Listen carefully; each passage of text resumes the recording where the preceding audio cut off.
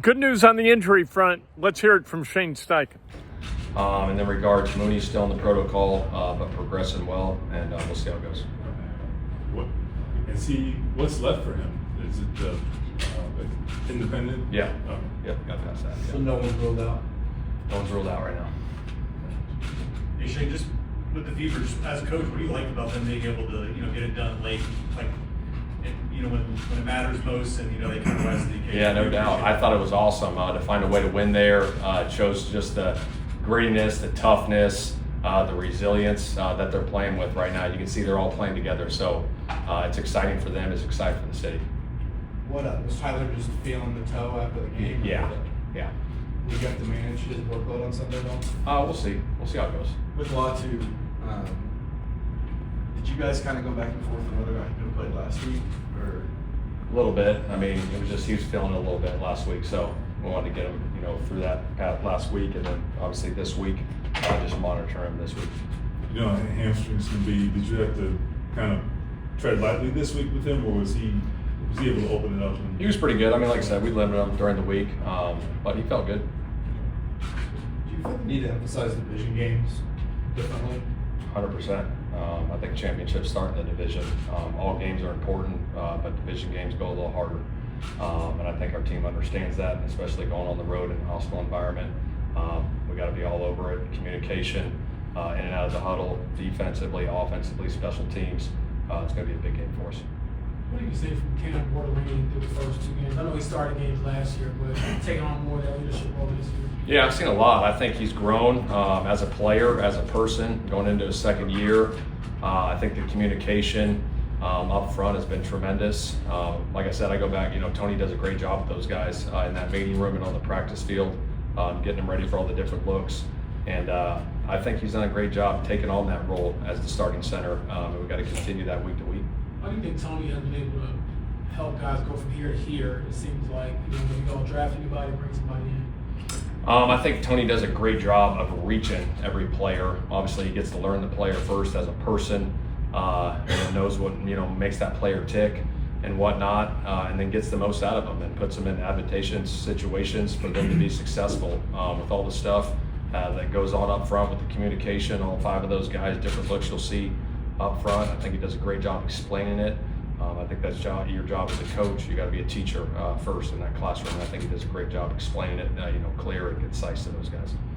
And what did you, feel the need on Monday to go back over the end of the game and say that you would do things differently? Yeah, looking at that situation, I was like, well, if we can get it to the 40, great. And then I was like, boom, we got into it, and then we lost 2 yards. I'm like, man, I should have probably been more aggressive there, looking back on it in those situations. So what I said on Monday is obviously would have liked to get a lot, closer there in that situation. Did you find it necessary to say it to your team publicly? Like you Absolutely. not. I addressed it. I took accountability with our team for sure. Anytime anything happens, whether it's me or a player, everyone's held accountable, and I'll hold myself accountable for those situations.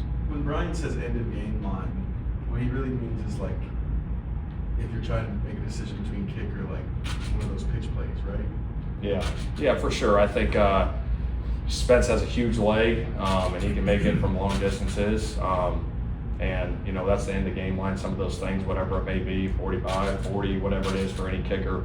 And so those thoughts were going through my head there in that situation. But like I said, we had time left, timeouts, could have got it to the 35 for sure.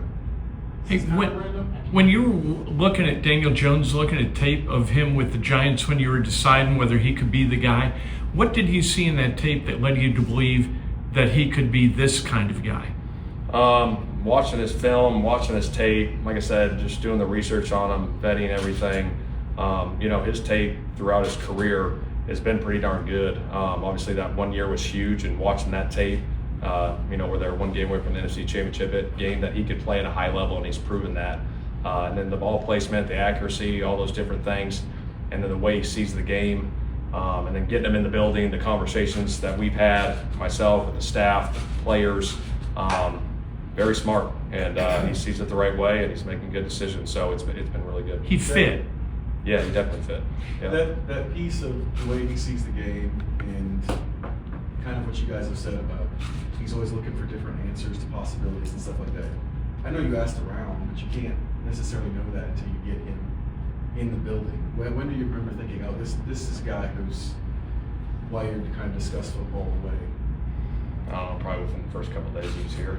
I mean, you just talk football. Sometimes some guys can see it and obviously been around it, and you talk to them about different situations. You don't need to draw it up on the whiteboard. It's like, hey, we're thinking this versus this coverage. He's like, yep, I see it. We can hit that versus that. If that happens, we'll do this and we'll hit that. I mean, those are the guys that can see it and talk about it without having to draw it up, and that was early as soon as he got here.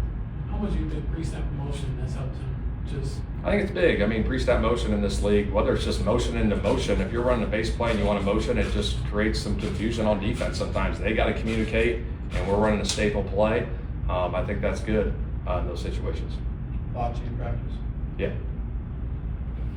All right, this is kind of random. Why practice indoor today? We're playing on turf.